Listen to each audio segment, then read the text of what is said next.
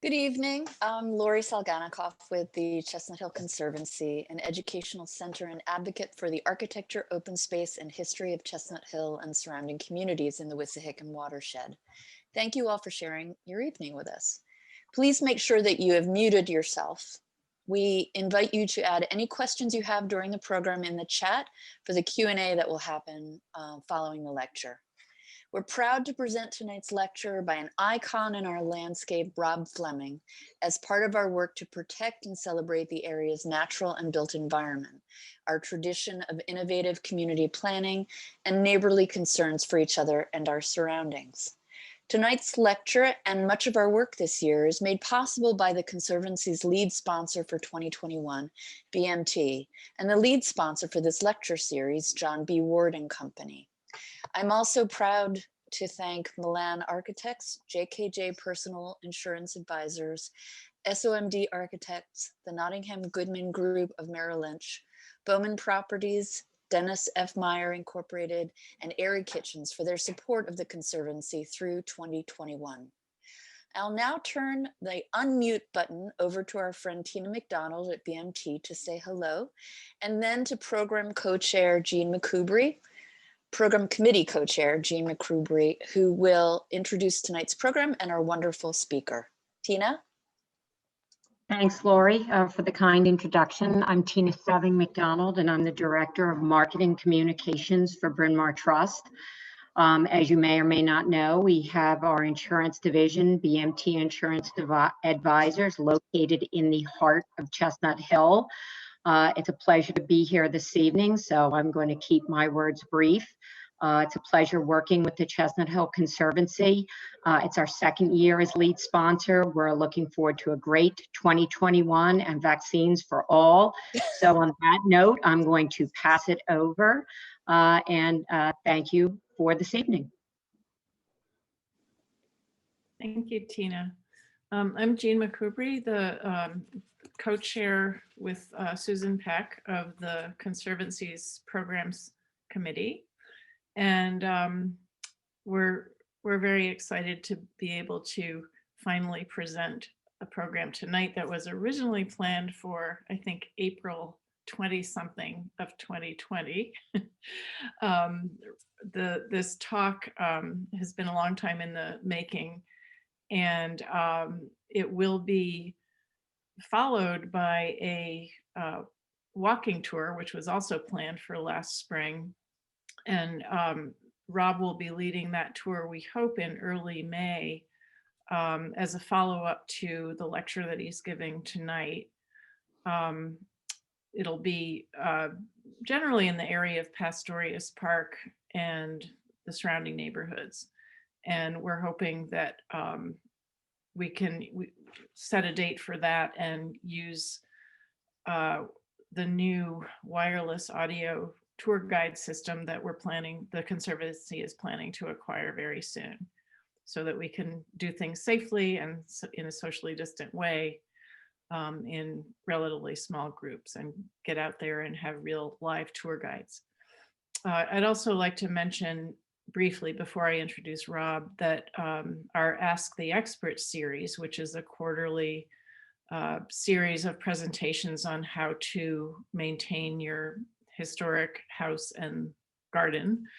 The next one is scheduled for February 18th at 7 p.m. And the topic is going to be the how to plan and arrange for installation of solar panels on your house.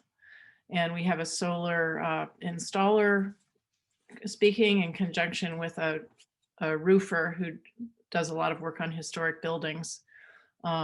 So I think that'll be really informative. That's February 18th, and you'll see more about that on the website. In fact, it's already posted.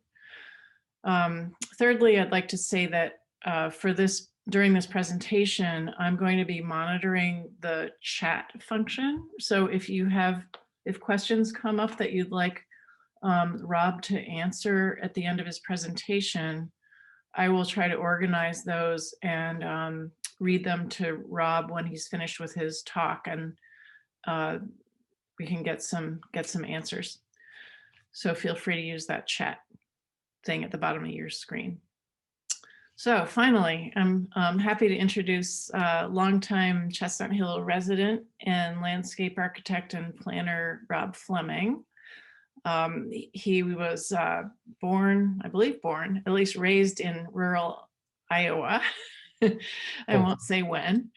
And fortunately for us, he decided to come east for his undergraduate education at Penn. And a few years later, also obtained his master's of landscape architecture at Penn. He was inspired and mentored at Penn by not only by the legendary Ian McHarg, the famous landscape architect and ecological planner, who also happened to live in Chestnut Hill for a while, and Laurie Olin, another well-known local landscape architect. And Rob worked at Laurie Olin's firm after getting his degree, and then started his own landscape architecture practice in Chestnut Hill, which he ran from 1984 to 2008. Since then, and by the way, he has also taught in the historic preservation program at Penn. And for the last decade or so, Rob and his wife, Susan, have divided their time between Philadelphia and the farm in Iowa, which has been owned by his family since the 1920s, where he's managing an ambitious and award-winning ecological restoration project, trying to restore the farm ecosystems to their original prairie and oak savanna ecosystems, and at the same time promoting sustainable agriculture. I keep hearing this is a really hot topic. Even just in one day today, I heard at least 2 different speakers on NPR talking about this topic in general. So as a perpetual student of our local landscape, Rob has prepared this really wonderful talk, and he's, in the last couple of years, he's been digging deep into the history of Chestnut Hill's open spaces, and he's particularly interested in the work of Frederick Law Olmsted and the Olmsted brothers. And even though they did not do a huge amount of work in Chestnut Hill, that's been sort of a linchpin for his deep dive into some of our most glorious common open spaces here. So Rob, with that, I'm turning it over to you. Okay, well, I'd just like to extemporize a moment before I turn on the slideshow. First, thank you for giving me a chance to do this. You know, I haven't practiced for a while, and I kind of lost touch, and this has brought me back to my roots, which is very nice to reconnect with things that I was interested in back in the beginning. And it's really a compliment to see how many people are here this evening. You're all my peeps. And we're all sort of into this stuff and historic preservation and the like. So I would say this is not for all audiences. There's a lot of stuff that we all know here in common. And I think if somebody was just tuning in, they might be a little confused. And if any of you listening are not from around here, then I apologize, although there's still a lot of pretty slides, so it won't be entirely boring. I've been fretting since spring about sort of the, what would the word be, the dilettantishness of being involved with thinking about beautiful spaces and architecture and all that stuff while people are dying and the world is kind of falling apart. And I've had some reassurance in the last couple of days. I hope you all have seen the current issue of the Chestnut Hill Local, which came here yesterday. And there are no fewer than 6 things I want to list. And taken as a whole, I offer to you that this is both typical of Chestnut Hill and incredibly, amazingly unusual in townships, if you will, of this size in America. It's an amazingly functional community. So in the Chestnut Hill Local, there was an appeal by Daniel Basilich very well written for Jenks Children's Park. There was Miles Orville's appeal to everyone regarding 30 West Highland. Shirley Hansen had a write-up on Anna and Chuck's the award they got from the Conservancy for their work at Chrisheim. There was an invitation from Friends of the Wissahickon to attend their annual conservation planning meeting. And Bill Valerio wrote something that really got to me about artistic truth. And I suggest you read that. I suggest you read all these things. And then finally, there's just a little side panel of all the accomplishments of the Chestnut Hill Community Association in their public programs. And this is in this little newspaper of ours. And I think it proves a lot about the community we live in. And I'll be talking about that in my talk. And then the last thing, the events at the Capitol. I think at this point, I want to show you a slide and talk about what happened at the Capitol. So I'm going to share the screen. How's that? Perfect. Okay, you're all looking at a picture of the Capitol, right? Yes. I think we all watched this, so we all certainly know about it. And as I was watching it, my thoughts went to the architect of the Capitol. His website is aoc.com, the other AOC. And they have a blog. And there was a blog entry about these events. And it was really pretty upbeat. And there was a report of what happened, the extent of the damage, how it wasn't as bad as everybody thinks in many ways. There were some original things lost, but mostly the broken glass was in modern, supposedly shatterproof glass that's not original to the building. And there's a whole team of preservationists there that work every night. That's when they do the maintenance work and clean up and all that stuff. And one of the things I read about it, or one of the things I got into, I should say, the name of their in-house magazine is Tholos. And a Tholos is a round structure, like, can you see my cursor going round and round at the top of the Capitol? Yes. The very top of the Capitol with the statue on top, that's the Tholos. And you see a light burning there. That light only burns when both the House and Senate are in session. So what I'm getting from this picture is that the House and Senate technically were still in session even as they were being invaded. And I just find that really interestingly comforting in a way. The session that the Congress was engaged in never stopped. One couple of, as long as I'm on this slide, just show you these interesting light fixtures here. Those are the Olmsted lanterns from the late 1870s. Those were actually damaged with this, but not irreparably. So anyway, they're very doggedly going ahead and putting all this back together. And that's kind of an answer to my hesitation about doing this kind of work during the pandemic. Because I think we can find community and meaning in our places and in architecture. You know, it's where we live and it affects how we live. And, you know, a desirable outcome of my talk today, or if anybody thinking about all of this, is that we can have gratitude for where we live, and we can enhance our gratitude by studying it and talking about it and sharing it. So with that, I'm going to go ahead to the presentation.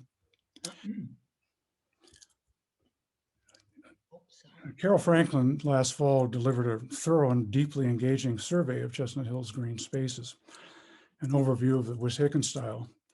I heard her give an earlier version of this years ago. Carol's passion for this part of the world, her topophilia, to use a nifty new word, is undiminished, but there was an added depth to her more recent talk. It's clear to me that her years of collaboration with David Contasta making this extraordinary work that's shown on the screen is the reason. After hearing Carol's talk, I realized that mine is about something parallel but different in emphasis. I'm going to start this talk with a whirlwind tour of Chestnut Hill's physical evolution, 5 well-defined eras. Next, even though I'm a landscape architect with absolutely no experience, but a real interest in urban planning, I'll give an overview of the checklist that a real planner would follow if he or she were hired to design Chestnut Hill from scratch or from whole cloth, pick your metaphor. And actually, he or she will be defending the finished product, looking as it does now. So here's the new name, how Chestnut Hill turned out the way it did, a mixture of luck, timing, and leadership. This would never have attracted you to this talk tonight in this form, but it tells you what the talk is about. Now, Carol has written, and she spoke in her talk about a gradient of wilderness, which is a pulse or wave of, excuse me, I'm getting ahead of myself. More technical difficulties.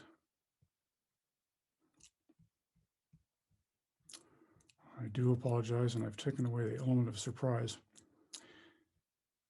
She wrote about a gradient of wilderness, which is a pulse or wave of green that flows up from the Wissahickon Gorge and passes through open greenswards and visits private homesteads, sharing glimpses of what lies within, and touches down in small, intimate parks and other gathering places, and in an unknowable number of secret gardens, and that finally weaves together what we who live here see when we look out of our windows, what Carol calls our forested community. And this forested community houses a gradient of neighborhoods of different densities and character, from the ex-urban to the small town rural, to the foreign inspired, to tiny alleys that you had no idea existed, to the cityfied, and even to the suburban. It's a transect that you can draw at many latitudes and along several longitudes in Chestnut Hill. And each of these slices includes an astonishing variety of structures, styles, and settings.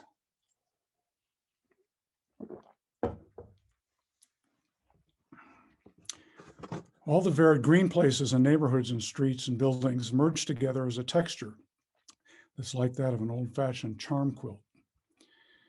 If Chestnut Hill is a quilt, then its evolution has been a quilting bee.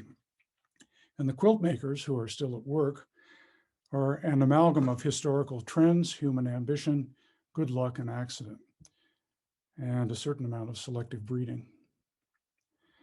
The story is well told, and my own understanding of it is based on Carol and David's insights in Metropolitan Paradise, as well as on David's earlier writings, and on these thorough and well-researched works. Thomas Keel's and Liz Jarvis's photo essay is a wonderfully accessible summary, and the Conservancy's map is a work of art. The Historical Society's landmark architectural history is, unbelievably, now 50 years old. It's a collaborative work of passionate volunteers and professionals that became the founding document of what is now the Chestnut Hill Conservancy. And it provided the background, motivation, and energy that led to a decade later to this remarkable document, which led in turn to the creation of the Chestnut Hills Historic District. And once again, I've leapt ahead, I think.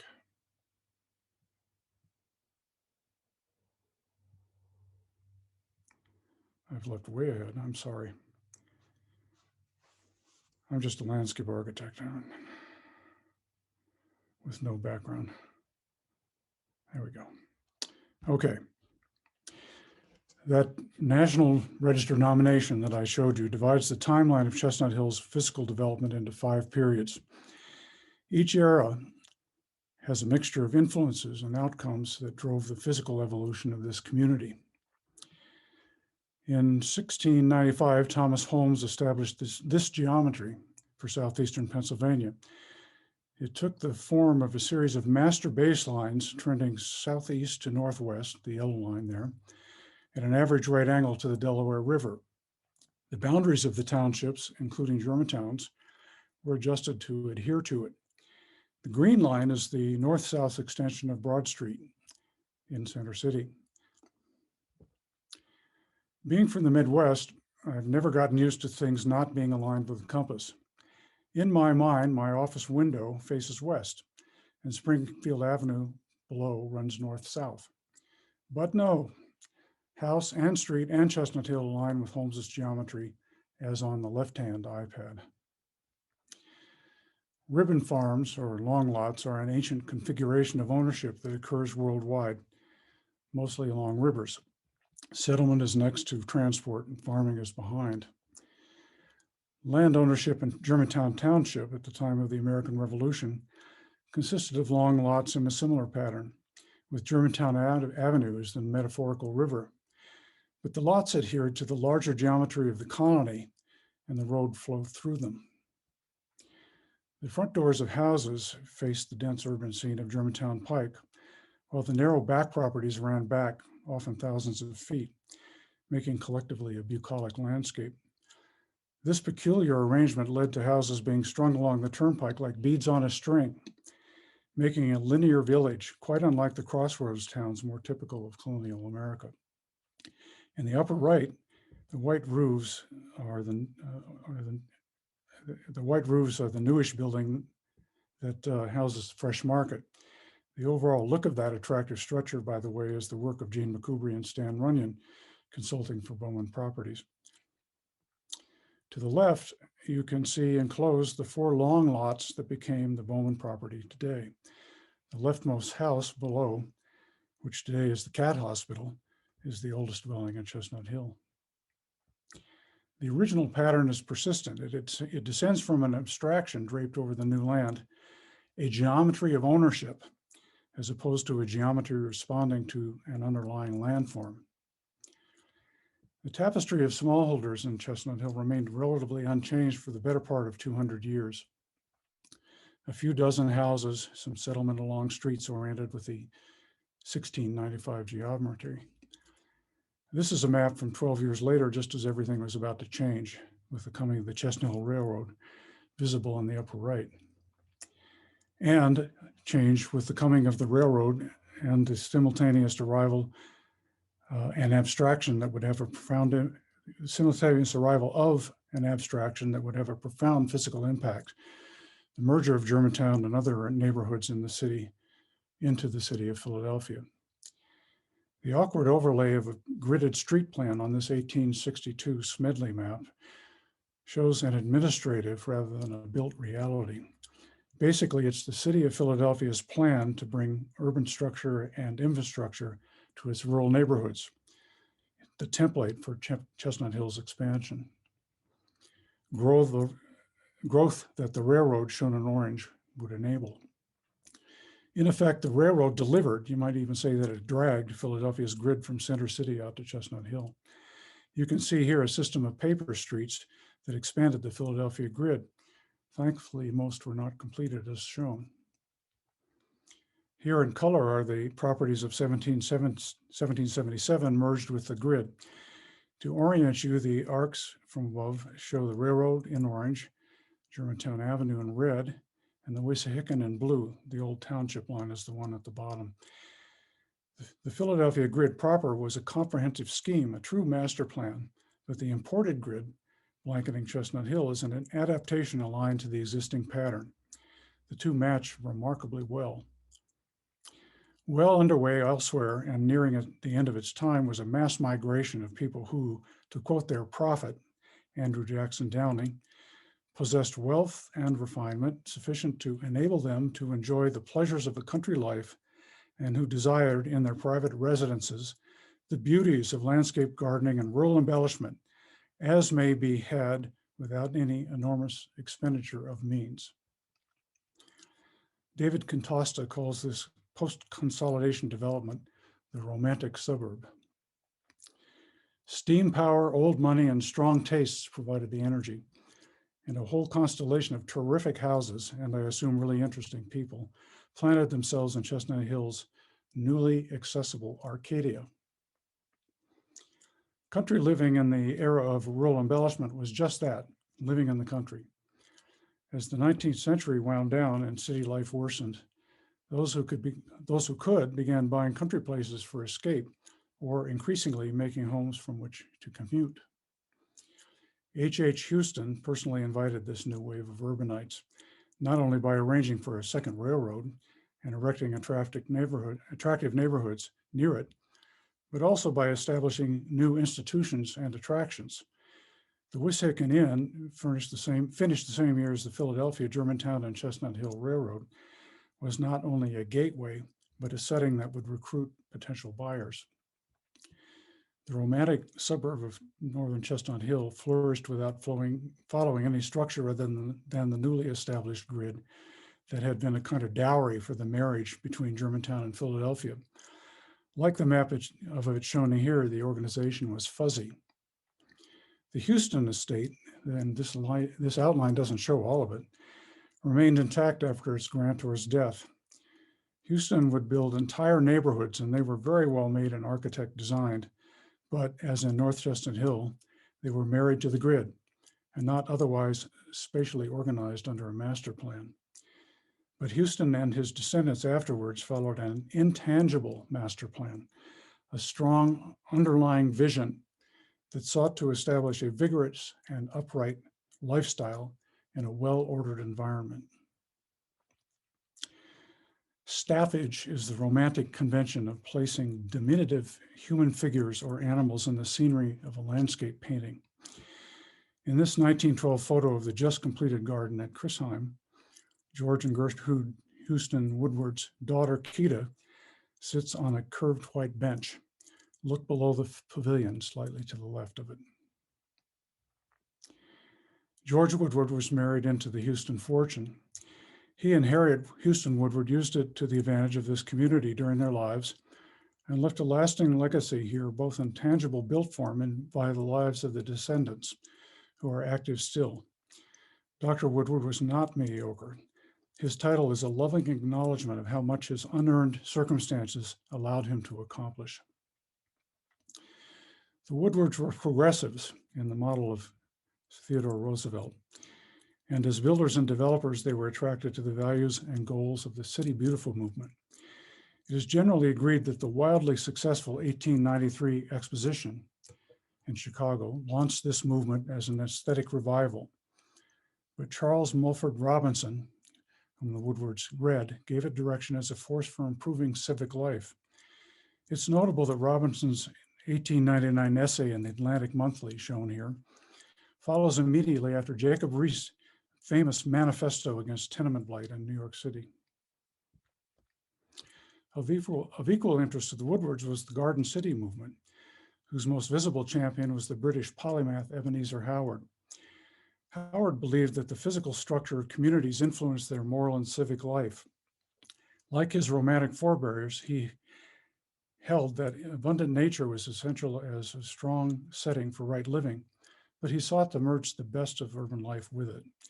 And his ideal garden city was not just for the wealthy. Note the word reform in the title. Real towns got built on the strength of his ideas. The Woodwards did not attempt to build a garden city, but what they did build borrowed the norms and practices of the City Beautiful and Garden City movements. And they were mentored and perhaps even introduced to these great movements by the firm of Olmsted Brothers, landscape architects, whom they hired in 1904 to design the gardens and estate at Chrisheim.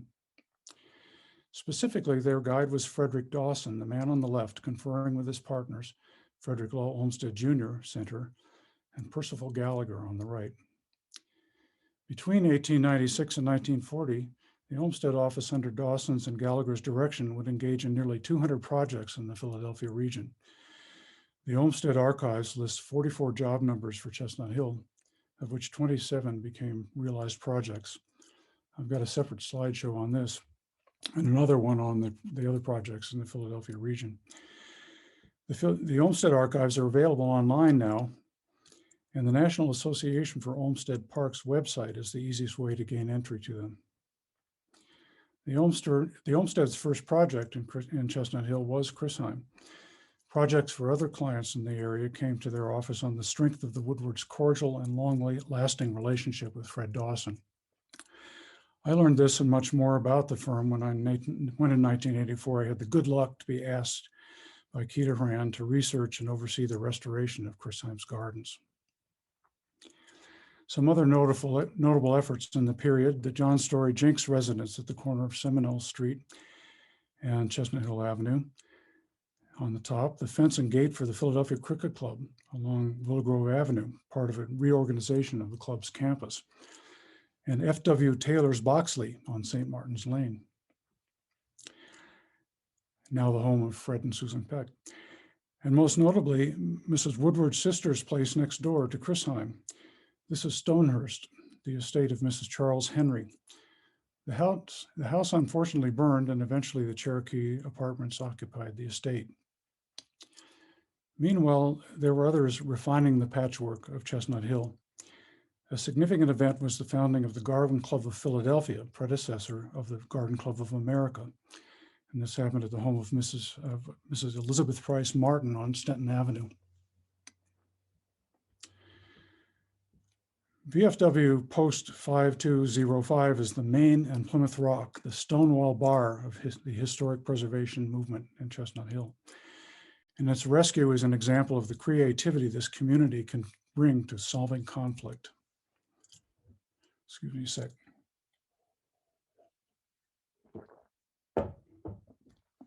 Accompanying this event in historic time were these additions to the Conservancy's gallery of signature buildings. Not only the familiar and iconic works of Venturi, Jurgala, and Kahn, but a fourth, the house in color that Bob Venturi's partner, John Rauch, designed as his own.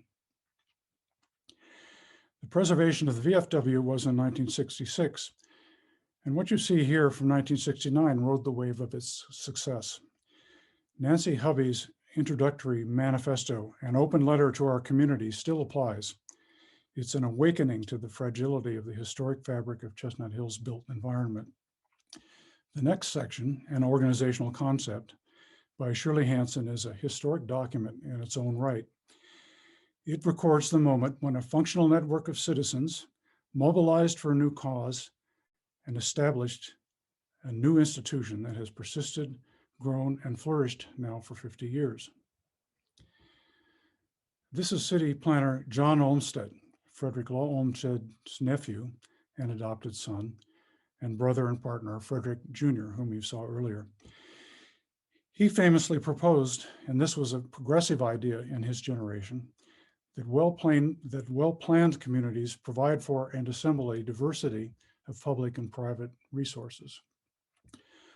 Olmsted called them institutions, an amplification of the word as it was then used, and he identified three varieties of same.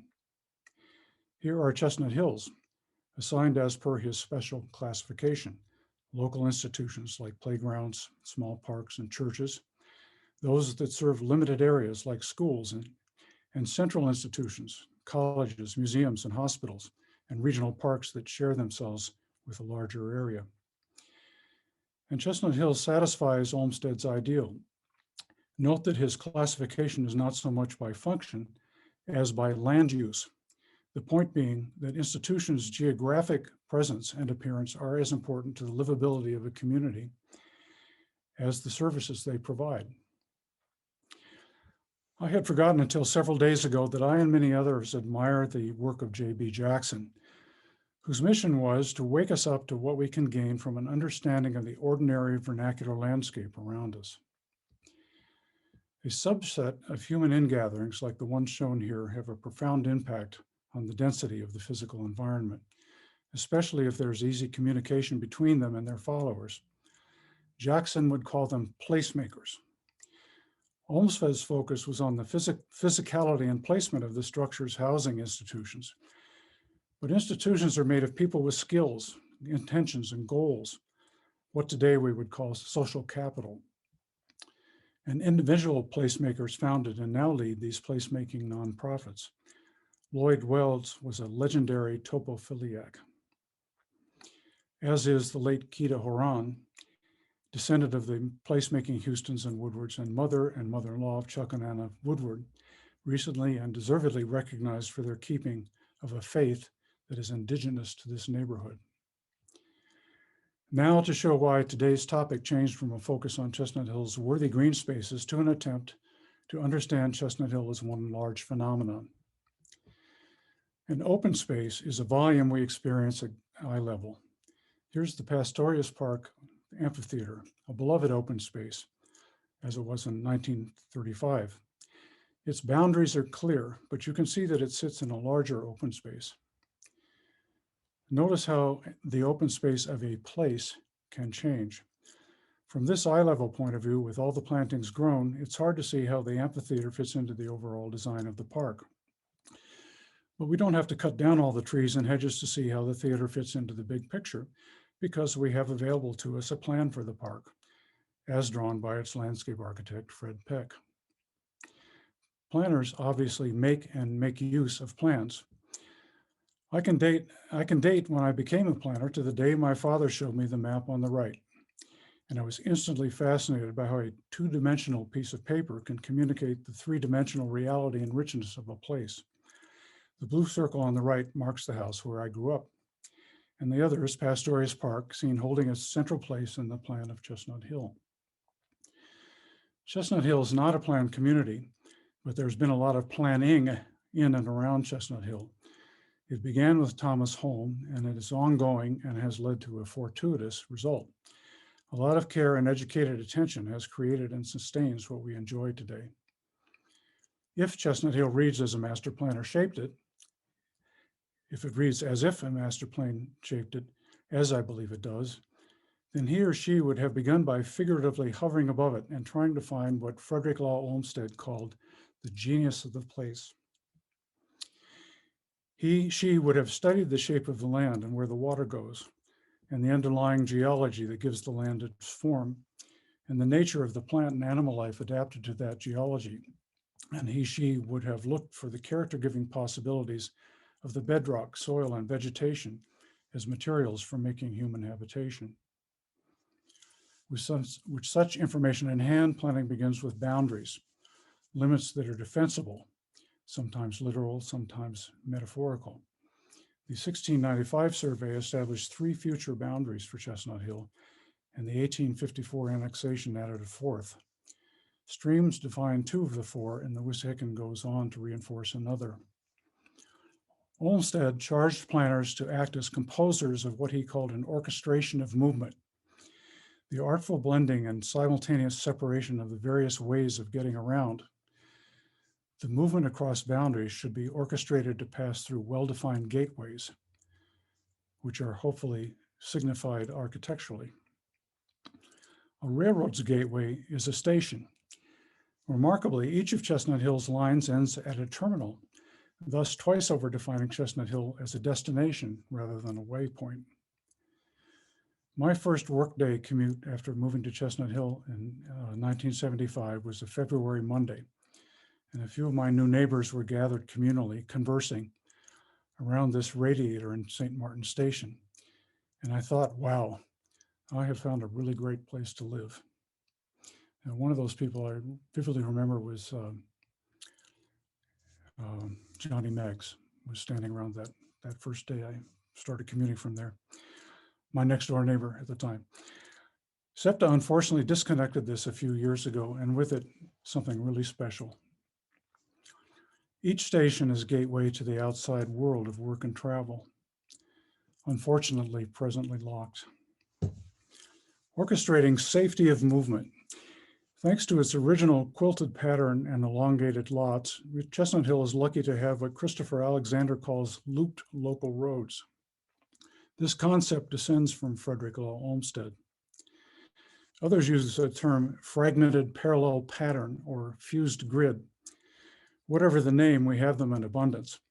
In green are all the streets in the heart of Chestnut Hill that end into a T intersection. The red, of course, shows relatively unimpaired traffic. Here are some examples. There are dozens. The 2 railroads passing through unsubmerged or raised rights-of-way are responsible for much of the serendipitous breaking of the grid that calms traffic in Chestnut Hill. A mile away, this Roxborough neighborhood has looped local roads following the Riverside model. It's even safer than Chestnut Hill, but profoundly different in feeling. The reason is it was built all at once according to a master plan. Chestnut Hill's fused grid follows good planning principle and fosters neighborly coherence, but its layout is unintended, a product of dozens of interactions over time between landowners and municipal authorities. The endpoint of vehicular movement is parking.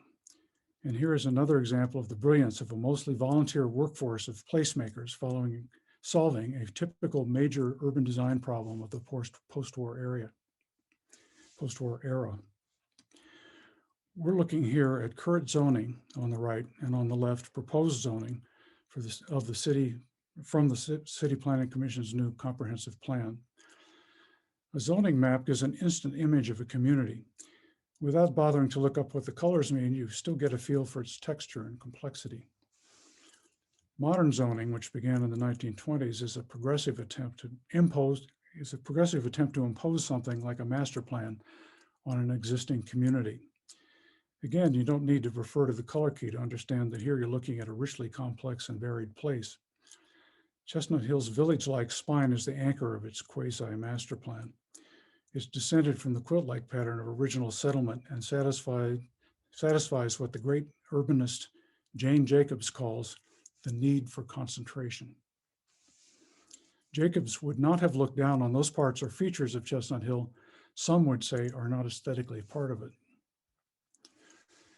Broadacre City, seen on the left above, not above from your point of view, but from mine. Broadacre City, a project of Frank Lloyd Wright's disciples at Taliesin West, is a room-sized model for an ideal city, a utopian master plan. Speculating on how one might learn to welcome Chestnut Hill's two taller apartment buildings into a low-rise neighborhood, I remembered the vignette on the right that I had snapped several years ago when the model was on display.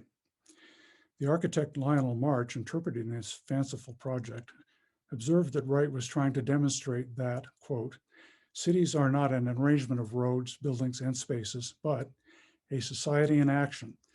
The city is a process rather than a form.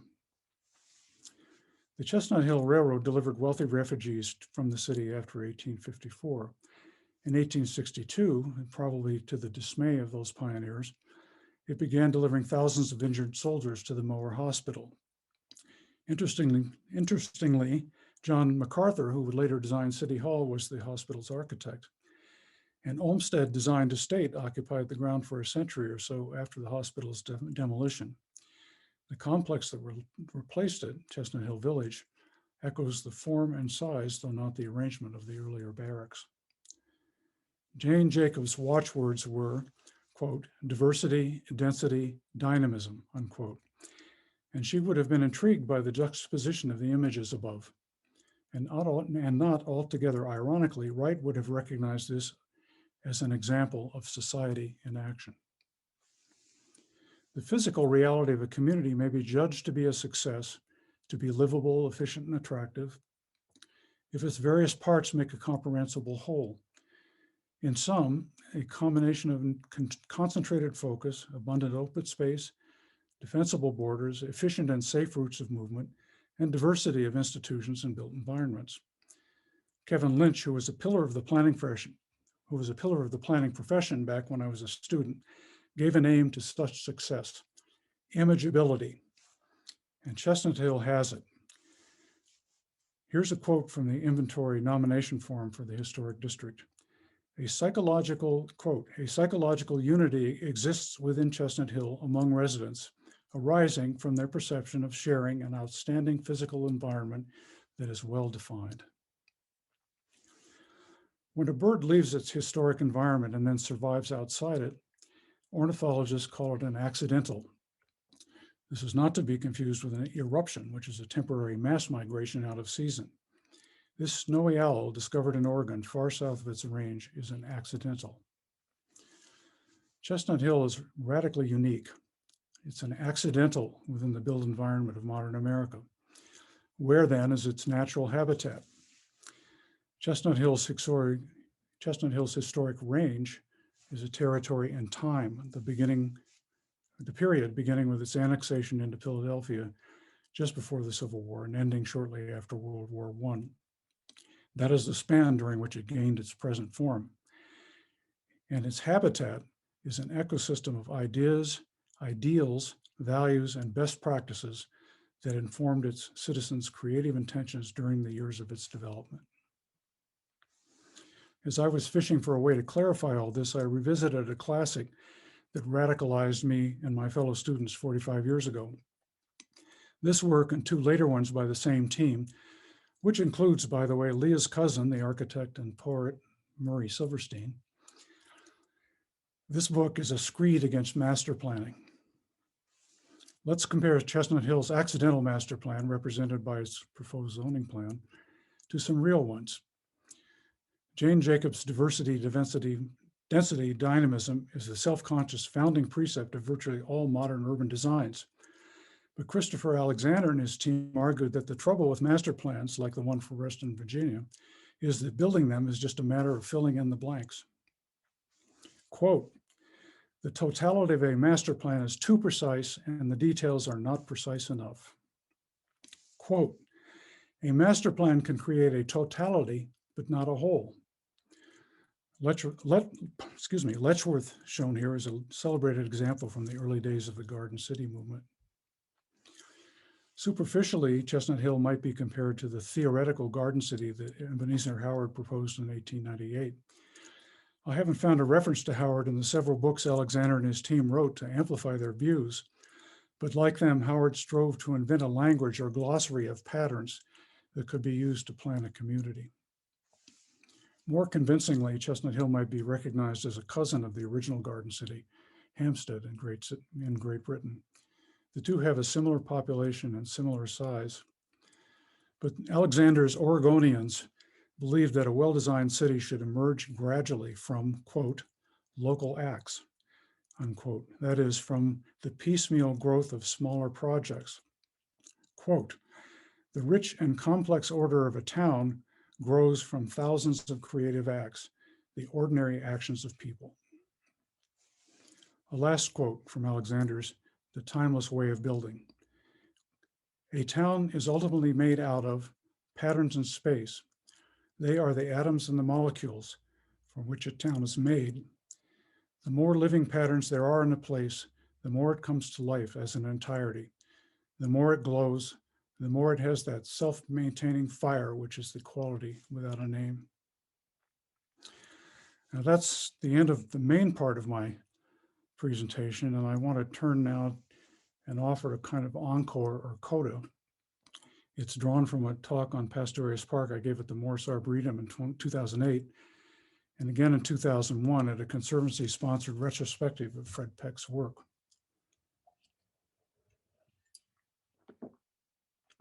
The Conservancy's very able Director of Operations and Special Projects, Leah Silverstein, asked if she could adapt the visuals for a window display at last fall's Night of Lights. What I got in return was the fun of working with her and a bunch of new information. Here, slightly condensed, is what we came up with.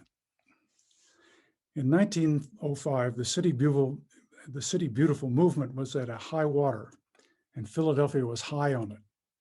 Some enthusiasts were pushing to transform Philadelphia, following the example of Baron Haussmann's redo of Paris during the reign of Napoleon III. The red arrow points to City Hall. And indeed, one fragment of this fantasy managed to get built, the Ben Franklin Parkway, seen here piercing the old Penn grid. And the Parkway got built just as the Model T began to flood America's streets. Even before the arrival of the automobile, Parkway planning was common. The earliest published hint of one reaching and penetrating Chestnut Hill is in April 1886, and it took the name of Lincoln Drive. By 1900, the city had begun fleshing it out on paper. And I think you can see some of the landmark places on that otherwise undecipherable map.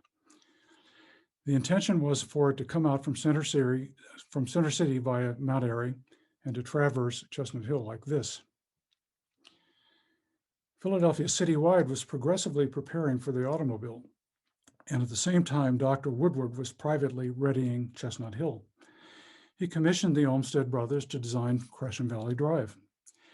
This extension of it, crossing under the McCallum Street Bridge, another project Woodward paid for, wasn't completed, though there is a rocky trace of it today where I once tripped and broke my foot. The house on this drawing from August 1906, is Cogsley, about to become the new home and studio of the artists Jesse Wilcox Smith, Elizabeth Shippen Green, and Violet Oakley, who had been made refugees by an eviction in January of that year. Oakley was in the middle of designing the murals for the Pennsylvania State Capitol when they moved. Dr. Woodward scrambled to get the house ready at his own expense, and his gesture is an enduring and endearing highlight of his legacy. After a 12-year dormancy, the city revisited the design of Lincoln Drive with this modest but shovel-ready scheme. The encircle part from Willow Grove Avenue to the future park's edge at Abington Avenue was built shortly after. Big thanks again to Leah for uncovering this scary image from 8 months later. It's the earliest indication that the city was thinking of a landscaped roundabout in the heart of Chestnut Hill.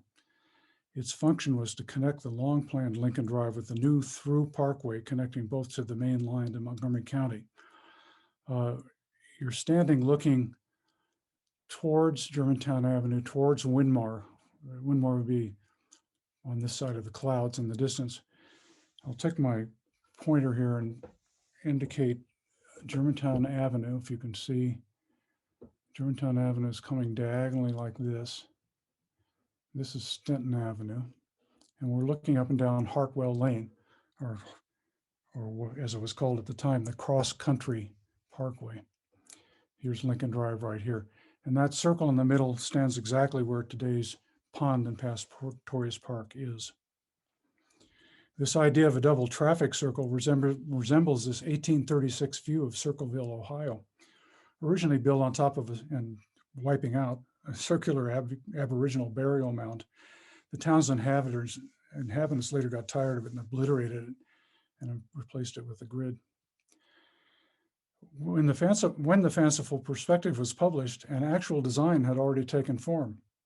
The double circle and its offshoots take up the entirety of what would become Pastorius Park, a classic Beaux-Arts civic planning. And the actual outline of Pastorius Park as we know it is here like this, roughly like that.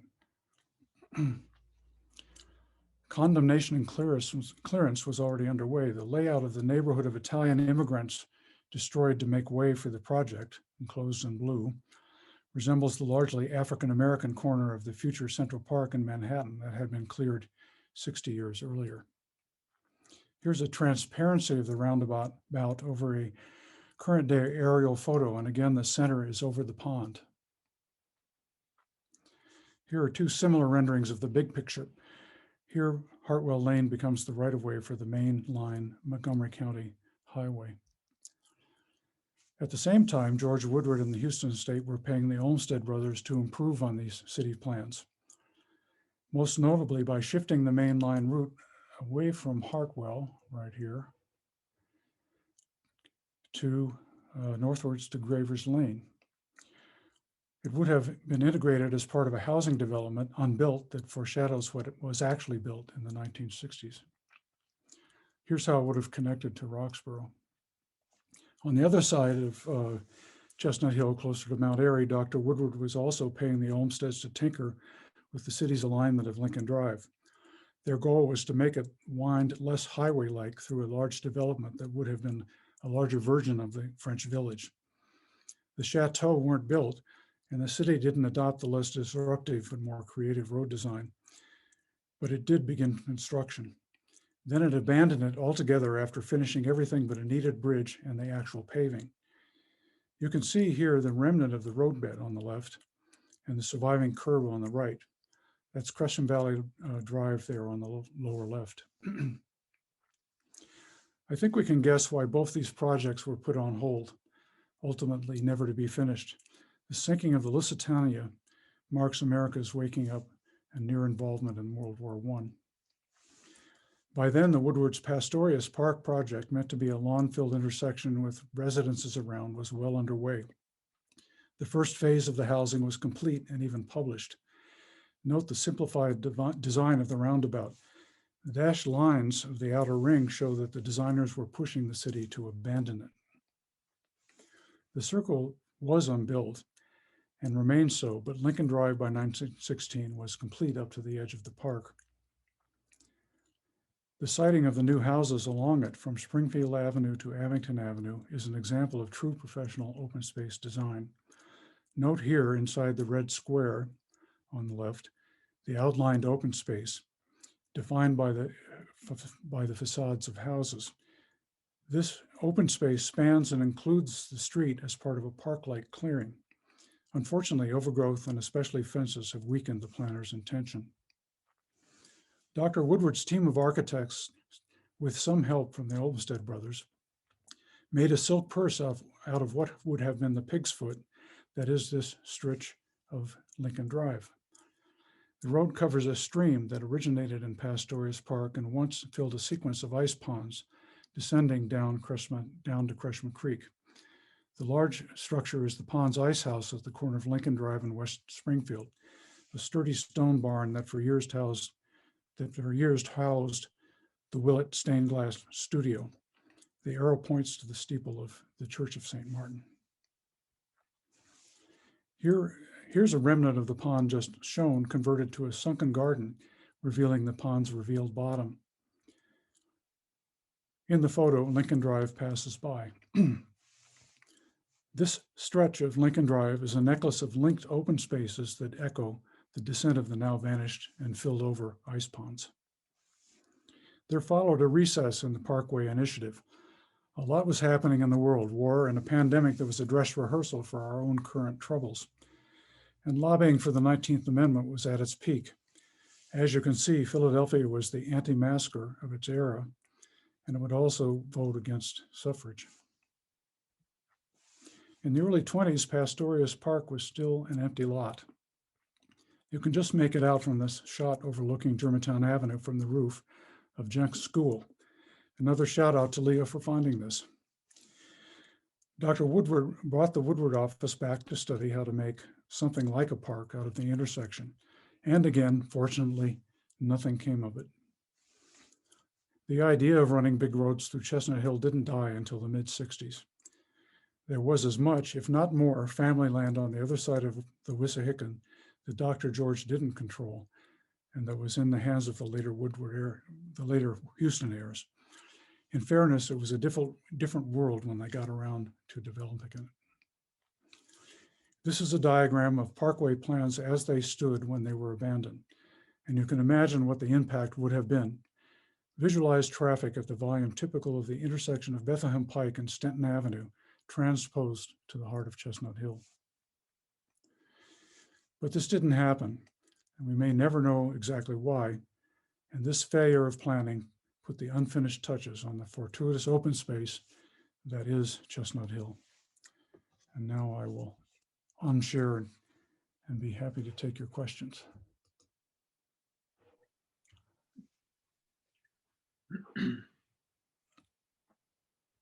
I don't have any questions in my chat box, but people are at this point, if you'd like to speak up, please put something in the chat box now. Okay, probably wore everybody out. Rob, do you want to just mention, give a little teaser for your walking tour? Explain.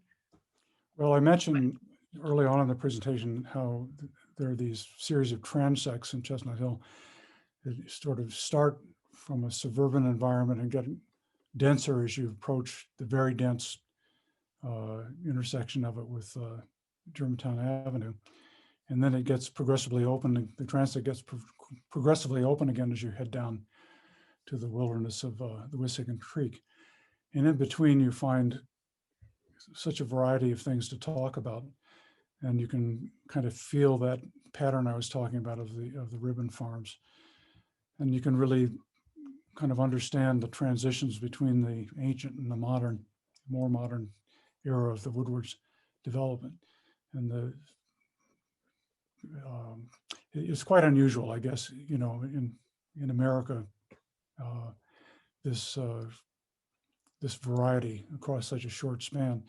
When we take the tour, I'm proposing to start at the Water Tower park there, and then walk down past where the Fresh Market is, go to Pastorius Park, and then for the Hardy to proceed on over to that area near Mount Airy, where you can see the traces of Lincoln Drive constructed, but where it was abandoned, never taken up, now part of Fairmount Park. So that's the route it will take. And we're just waiting for the weather to get better and all of us to get our vaccinations and everything, and then we'll do it. I have a couple of, and again, we're aiming for early May, and that one would be, the tour would be on a weekend. So we're not going to make you go out in the dark on a weeknight. Okay, yeah. I do have a couple, now we have a couple questions. First one is, was the Italian neighborhood destroyed for the traffic circle? Yes, there was around 3 sides of the, well, 2 sides really of the park was going to be the village that, you know, the Cotswold village, that about half of which got built, and where Sunrise Lane is now was meant to be part of the same kind of development. But where the Italian neighborhood was taken down would have fallen under the actual paving of the turnaround and the landscaped interstices that between those circles and on the outer edges of them and so forth. So there wouldn't have been more houses where that was taken down. That would have been part of the traffic scheme. Does that answer your question, Elizabeth? Betsy? Yeah, I had understood earlier that they were taken down to cause a bigger separation, but I see it's for the traffic circle. Yeah, Thanks. well, the real big one, at the time that they were torn, the plan was that one that had the big double circle. Okay, great. Thank you. Yeah, Great talk. thank you. I don't know if you can see these two. I I'm can see going it. somewhat randomly, but Georgia McNeely asks, how did the Woodwards first meet Olmsted? Well, they met them through Frederick Dawson, who had his own independent practice. He was out of Boston, and I don't know how they met originally, but the early drawings in the collection are Frederick Dawson, landscape architect. But very soon, probably on the strength of landing such a big fish, he was able to get a job with the Olmsted brothers, where he very quickly became a partner. By the end of them, by 1910 or 1913, he was a full partner in the Olmsted, and throughout his career, well through the 40s and even up, I think he died in the 1960s. He was a full partner in that firm and worked all over the country. A lot of the letters in the Chrisheim file are from hotel station area on the West Coast in California and Oregon, Portland, Oregon. He was very active in the lead partner in the development of the Portland City park system. But anyway, I don't know exactly how they met, but I'm pretty sure he would, as I was saying, he was the first link between the Olmsteds and Chestnut Hill, and indeed very early in the Olmsteds coming to Philadelphia. Frederick Olmsted Sr., the old man, had worked on Bryn Mawr College. That was the only thing he did in Philadelphia, other than working on a series of recommendations just after the Civil War for the Fairmount Park Commission, one of which was that they should secure the Wissahickon Woods and add it to the park system. That was the old man's only involvement, other than a sort of tangential one. He was the head of the Sanitation Commission in the Civil War, and so he was in charge of the Mauer Hospital. He wasn't. He may have been involved in building it in that capacity. He was in charge of the logistics of caring for the wounded and transporting them then. And it was in Chestnut Hill because of the railroad they were able to bring people here easily and to recover Chestnut Hill. So that's the Olmsted connection as I know it. And I gather that Dawson was really a nice guy. There's a very cordial relationship.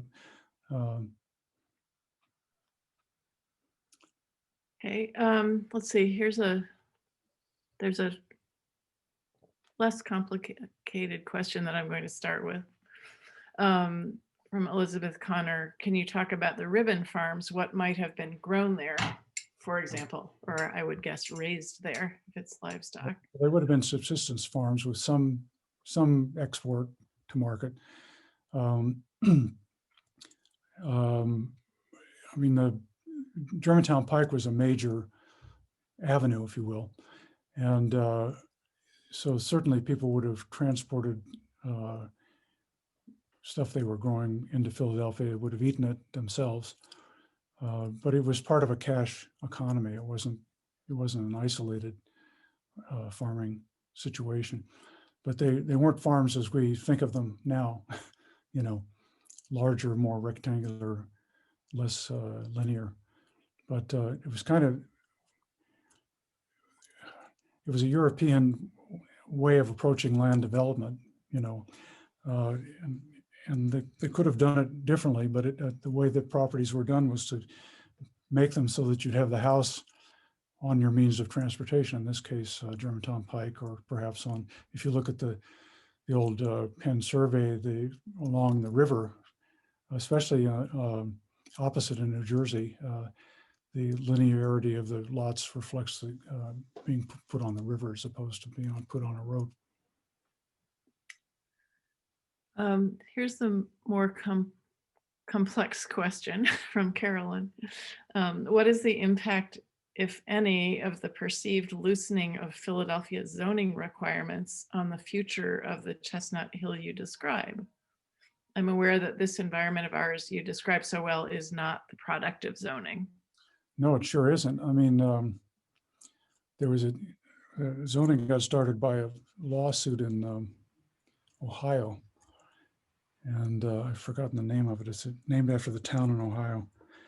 And it was a whole new idea in the 1920s.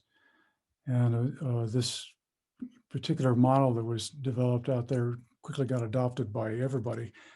One of the things the Olmsted did was do a quickie master look at the main line to suggest zoning standards for the towns of the main line. There's a thing called the Main Line Association. And so it wouldn't have hit this area with any impact until the 1930s, probably. And as to the next thing, there's work going on at this Philadelphia 2035 plan I showed you that tinkers with the zoning as it stands right now.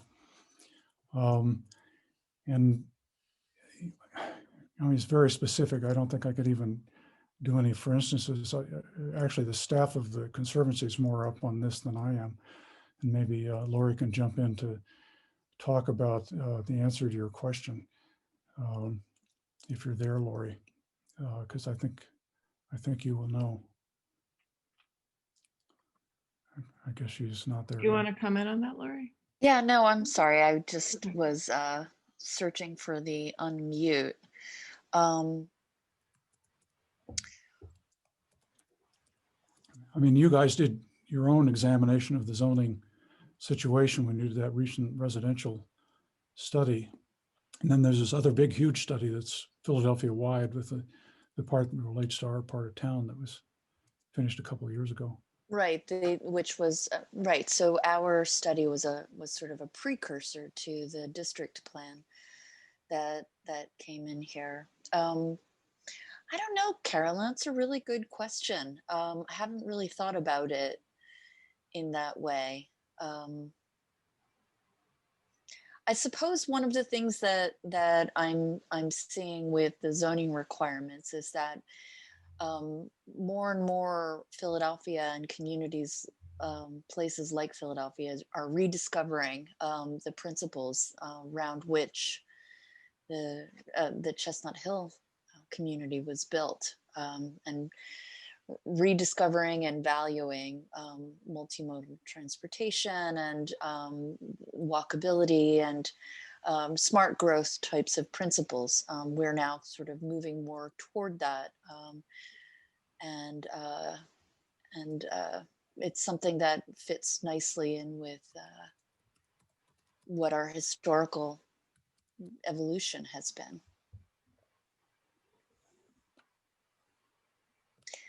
But we really haven't had a significant change in our zoning, on our zoning requirements. One zoning change that we had hoped to see that the city was not ready for was to have larger lot sizes as part of zoning. Right now, we have relatively small lot sizes for the biggest parcels that are under Philadelphia zoning. It really doesn't conform to what we have in Chestnut Hill. And what we had hoped was that some of the larger areas, especially in the highly sensitive watershed parts of Chestnut Hill and the Wissahickon watershed, could perhaps have a level of conservation zoning where larger lots are actually what the underlying zoning is. So there isn't almost encouragement to subdivide. But we didn't prevail with that. The city was not interested.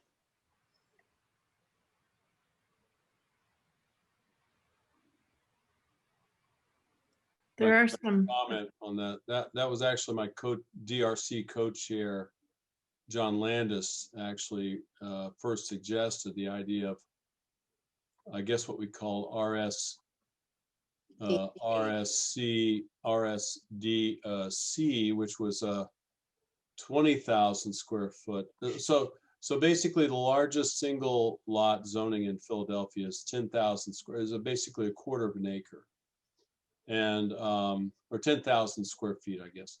So we were trying to get them to commit to have working with us to provide a zoning, basically for the properties in the western block, west of Germantown Avenue, to be 20,000 square feet minimum.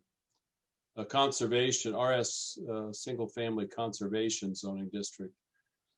The city wasn't interested because they felt that this was exclusionary, and so they sort of they just weren't willing to entertain it because they didn't feel it would have applicability across the various areas of the city. And so as Lori said, we did strike out on that one. We've since come back to them with several other ideas that we're trying to get to come at the problem from a little different direction to try to avoid the kind of subdivisions that would obviate the real open space in the properties, basically at the western 4 to 5 blocks west of Germantown Avenue. Thanks, Larry McEwen. Anybody else? I guess it's about, what, 8:20 or so. I have a quick comment, if I may. Shirley, go ahead. Yes. One of the thoughts that became so clear, Rob, as you were talking, is how important it was and how significant it was that when we created the National Register Historic District, that we included virtually all of Chestnut Hill as one district, because at the time we had the city of Philadelphia 100% against that happening. They wanted a few districts, believing that it would give us a strength, even though there were no teeth behind the National Register District. And so we had to maneuver. We had to go to the state. There were 2 visits, one from an architect in Philadelphia. He thought the district was wonderful. The city against us, the people in charge, like Dick Tyler, then went to the state and said no.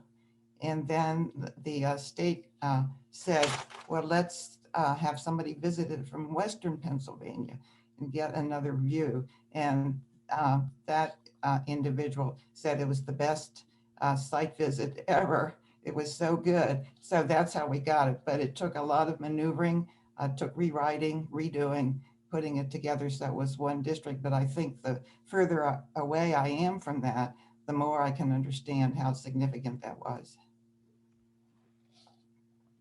It was that. Pardon? Great advantage of like Chatham Village and outside Pittsburgh. There's some great Pittsburgh examples of planned communities.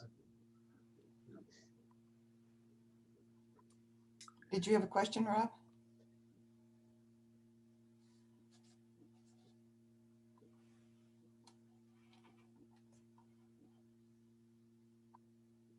Did you have a question for Shirley, Rob?